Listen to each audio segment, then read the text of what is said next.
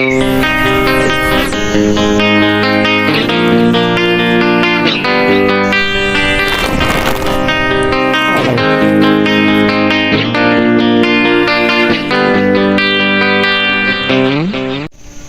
halo, assalamualaikum warahmatullahi wabarakatuh. Kita jumpa lagi di Peri Dunia Tani.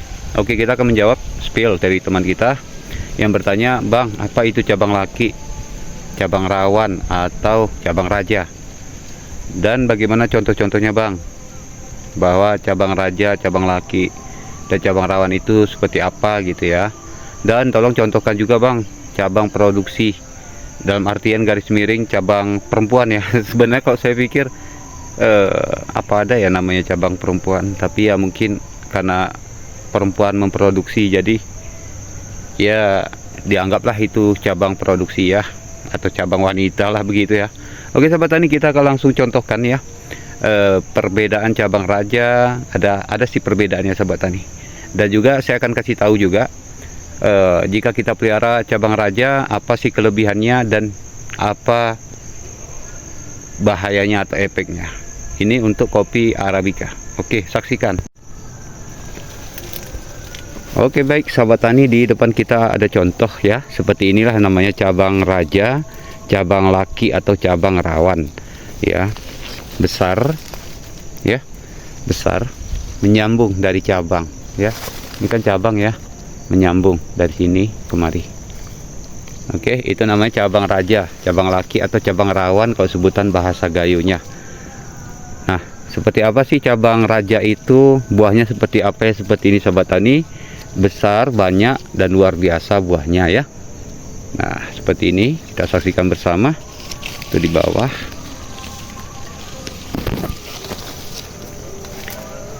Ini untungnya sudah kita lakukan pruning atau pencucian. Jadi buahnya sempurna. Nampak semua ya sahabat tani. Oke, kita keliling. Nah, ini di pohon ini rata-rata cabang raja semua yang saya pelihara sahabat tani. Cabang raja semuanya. Oke, buah sampai di bawah.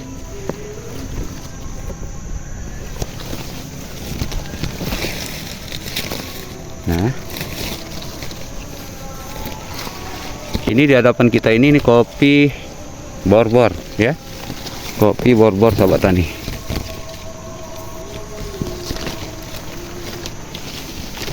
Untuk supaya mudah sahabat tani mengetahui kopi borbor itu jenisnya seperti ini ya. Itu buahnya tidak terlampau besar ketimbang tim-tim. Jika tim-tim terlalu besar ya, dan memanjang. Kalau ini enggak, dia membulat ya. Ini kopi borbon. Ciri-cirinya seperti ini sahabat tani. Kalau masih bingung, karena kalau dari daun pasti agak bingung juga ya membedakannya ya. Tapi inilah penampakan dari kopi borbon.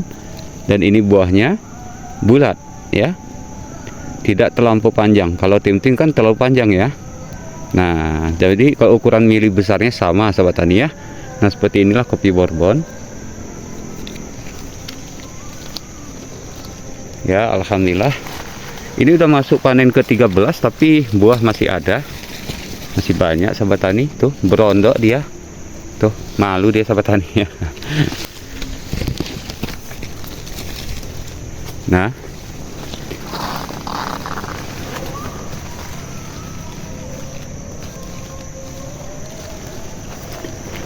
oke, nanti kita akan sepilkan juga bagaimana cabang produksi atau cabang wanita ya, biar lebih enak. Nah, seperti ini sahabat tani. Nah, jadi kita keliling aja dulu, kita nengok-nengok buahnya dulu sahabat tani. Nah.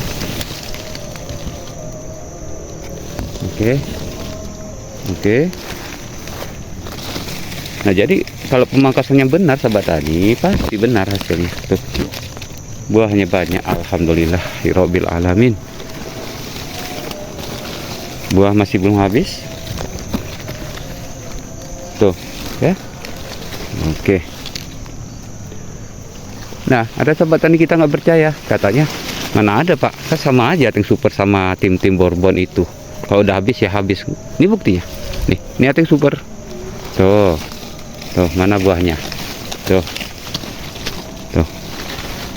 nggak ada ya, tidak ada ya. Jadi kita ngomong fakta sahabat tani ya, kita di sini tidak mengadu-adu Tapi saya berbagi pada sahabat tani untuk memilih bibit kopi yang bagus, yang bertahan lama dan jangka panennya panjangnya sampai 28 kali. Lah ini dia Bourbon. Tim-tim juga termasuk sahabat tani ya. Oke, kita kembali ke cabang raja. Inilah dia cabang raja. Bentuknya seperti ini ya, berjari-jari. Oke. Nah, atau lebih jelasnya kita kemari. Ini juga saya pelihara cabang raja. Oke. Nah, 1, 2. Biasanya ada lagi ya di sini ya, 3, 4 gitu ya. Ini termasuk juga cabang raja. Nah, oke, kita lari ke kopi tim-tim ya. Berbeda ya pucuknya ya. Tuh. Berbeda. Ini kopi tim-tim sahabat tani. Wah. Buahnya nggak kalah jauh dengan Bourbon tadi sahabat tani ya.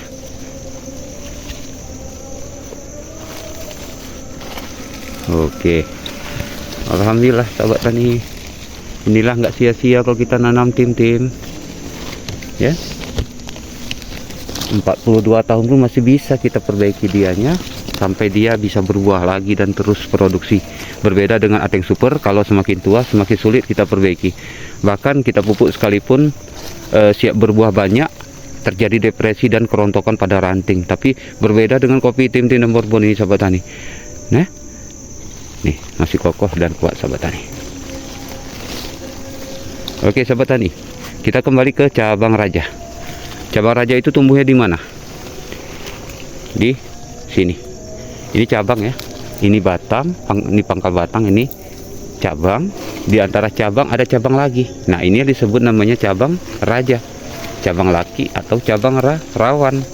Buahnya banyak sahabat tani. Tuh, seperti ini.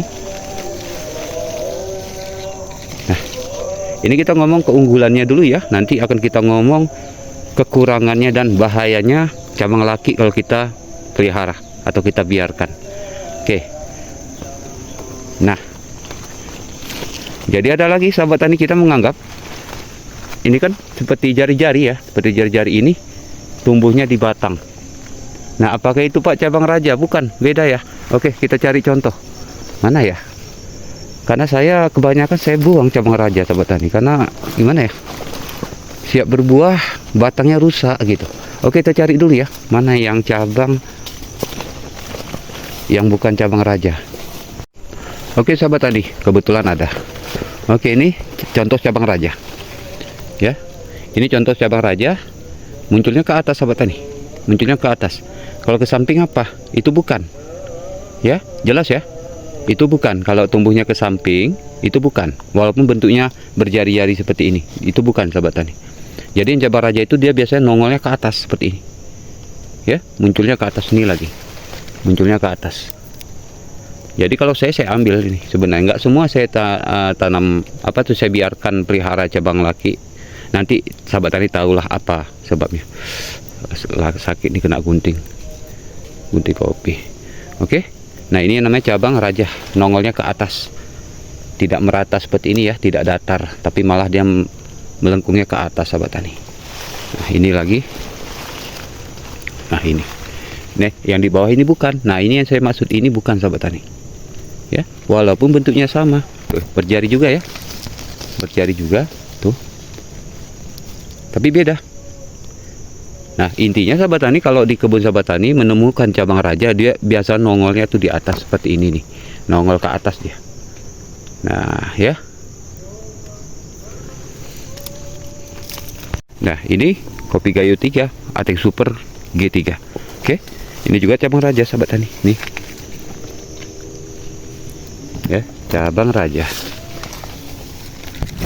Nah, jadi terkadang begini sahabat tani, sebenarnya sih ada bagusnya kita pelihara cabang raja, tapi ada dampak dan kerusakan ya. Nanti akan saya jelaskan. Oke, ini untuk Ateng Super saya buat juga tunas raja atau cabang raja. Oke, jadi ini sahabat tani, ini namanya cabang wanita atau cabang produksi. Kita cukup menebaknya saja, tidak berjari-jari, tetapi nampak ciri-cirinya. Ini calon bunganya, nampak ya. Nah, lurus tidak berjari-jari seperti cabang raja tadi sahabat tani.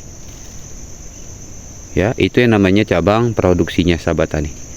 Makanya kalau kita pelihara cabang produksi, tidak kita pelihara cabang raja, lebih gampang ngurusnya daripada kita memelihara cabang raja.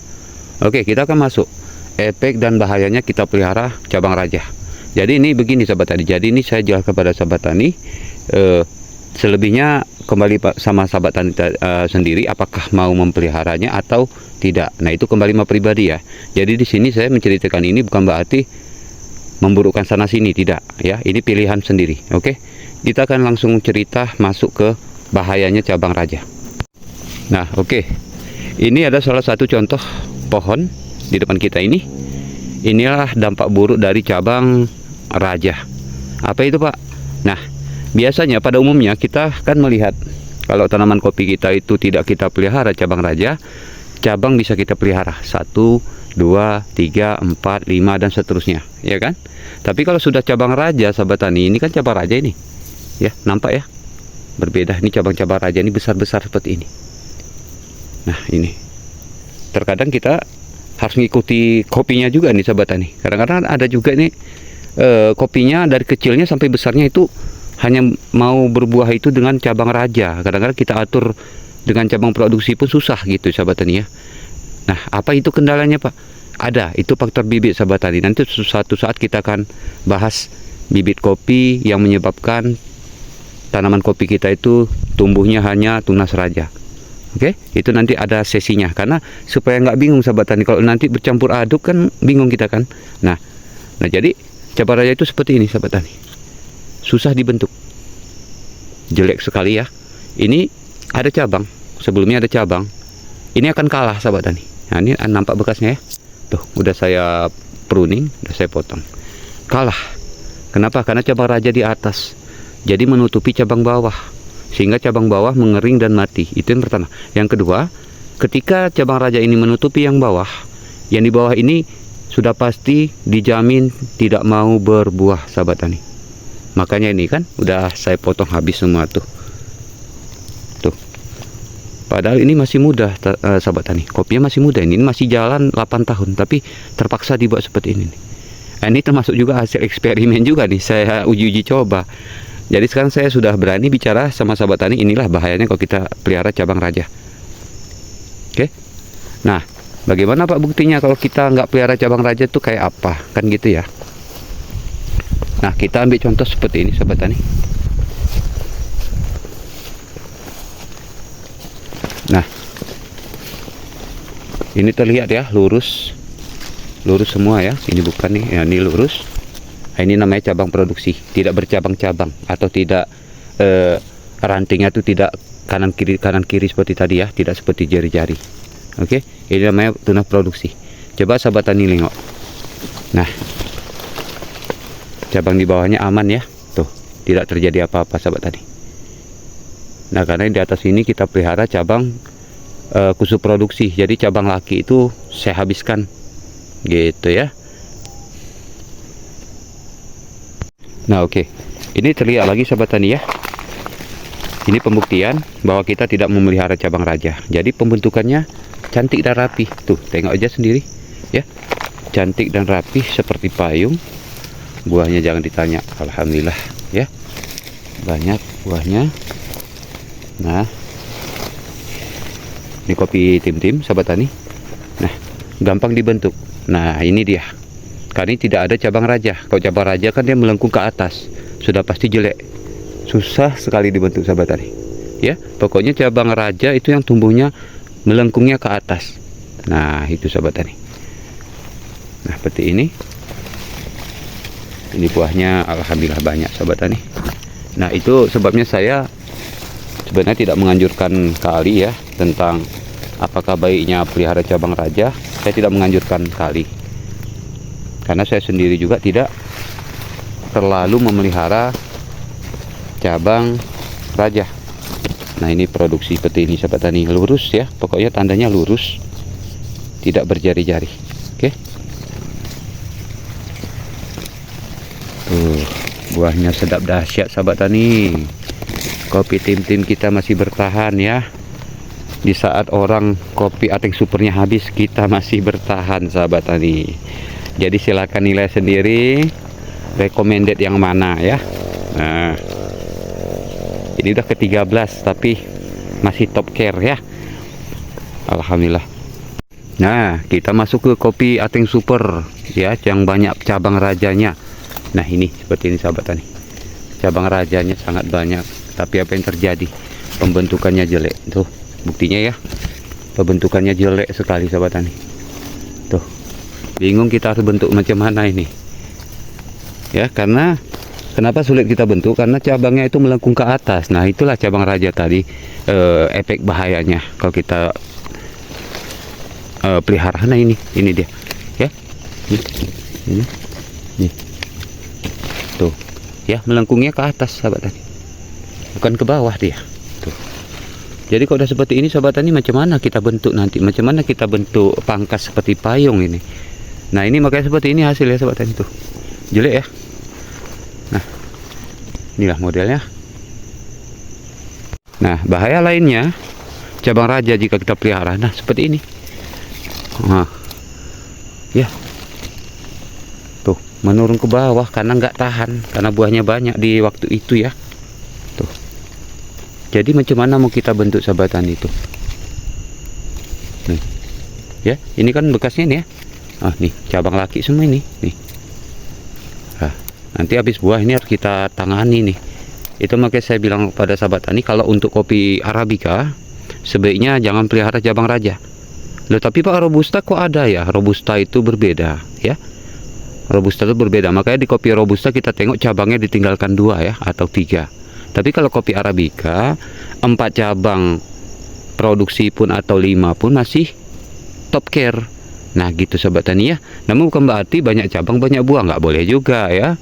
Karena kopi Arabica juga dia kalau cabangnya terlampau banyak pun juga yang ada nanti lembab ya, lembab di bawahnya, datang penyakit nanti ya kan, datang layu fusarium. Nah, entar nanti saya disalahin, nanti dibilang, loh Pak Peri bilang harus pelihara banyak cabang nanti bisa banyak buahnya. Loh, siapa yang bilang?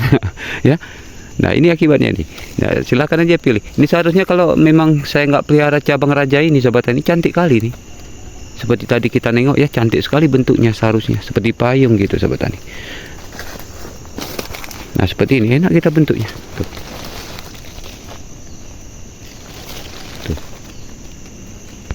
Oke, ini ada lagi sahabat tani akibat kita pelihara cabang laki. Ya, akhirnya patah karena bobot buahnya terlalu banyak, jadi berat sebelah, akhirnya patah seperti ini sahabat tani ya. Nah, itulah dia, kembali sama sahabat tani ya, itulah dia cabang raja perbedaannya, dan itulah dia kelebihannya, dan itulah dia kelemahannya atau dampak bahaya kita biarkan cabang raja hidup ya. Nah, terkecuali, nah ini sahabat tani, terkecuali kalau tanaman kopi sahabat tani tim Bourbonnya atau Ateng Supernya memang sudah berumur lanjut usia, udah tua kali ya, udah di atas 15 tahun. Nah, itu silahkan sahabat tani ya, itu silahkan. Nah, seperti ini sahabat tani, kan sulit kita bentuk kan tuh, karena yang namanya cabang raja itu begitu habis muncul lagi dia gitu. Nah, jadi untuk sahabat tani yang memelihara cabang raja, ada satu lagi yang saya sarankan. Kalau nanti seperti ini sahabat tani, cabang raja nanti kalau udah berbuah, misalnya kering, dia satu saat bakal kering sahabat tani. Ini kan belum ya. Nah, ini belum, tapi nanti satu saat bakal kering. Potong sahabat tani, potong saja ya. Karena kalaupun dipelihara nanti ini sahabat tani, yang bawah bahaya, yang bawah ini bahaya, nanti kering dia. Jadi potong saja. Loh, jadi Pak, kalau udah kita potong ini Pak, kita pelihara lagi boleh Pak? Ya boleh, tapi jelas ini tetap kering juga nantinya nih. Nah, gitu ya. Nah, jadi saya jelaskan lagi pada sahabat tani, cabang raja, kenapa cabang raja ini bisa merusak cabang-cabang yang lain? Pertama, sangat kuat mengisap unsur hara, itu yang pertama. Makanya cabang raja jangan heran buahnya banyak ya, luar biasa. Tapi nanti efeknya ya merusak cabang-cabang lain. Itu yang pertama. Kedua, kalau kita melihara cabang raja sulit membentuknya sahabat tani, tidak bisa kita bentuk seperti payung. ya, dan bahkan nanti cabang-cabang di bawah bakal kering. Jadi untuk sahabat tani yang masih penasaran, nggak percaya, silahkan tes ya. Nah ini kan banyak sekali bekas saya potong, kayak udah kering sahabat tani, kalah dia sama yang di atas. Dan selanjutnya lagi sahabat tani, cabang raja ini bisa mengakibatkan di bawah ini lembab ya, atau gelap sahabat tani, tidak masuk cahaya matahari karena tertutup dengan total. Oke sahabat tani, sekian dulu ya. Seperti itulah gambarannya sahabat tani ya. Kenapa saya tahu? Karena saya pun juga di kebun saya sudah saya coba ya. Itulah risikonya ya. Sulit kita lakukan pembentukan seperti payung. Jadi kalau sahabat tani mau pelihara cabang laki ya, karena maklum ya kalau bentuknya jelek ya, bakal sama itu sahabat tani. Oke, nanti suatu saat kita akan bahas nanti bagaimana pemangkasan untuk kita tinggalkan cabang raja menjadi produksi. Oke, sekian dulu karena ini cuaca sudah mulai panas-panas hujan sahabat tani ya. Lain waktu kita akan sambung lagi. Assalamualaikum warahmatullahi wabarakatuh.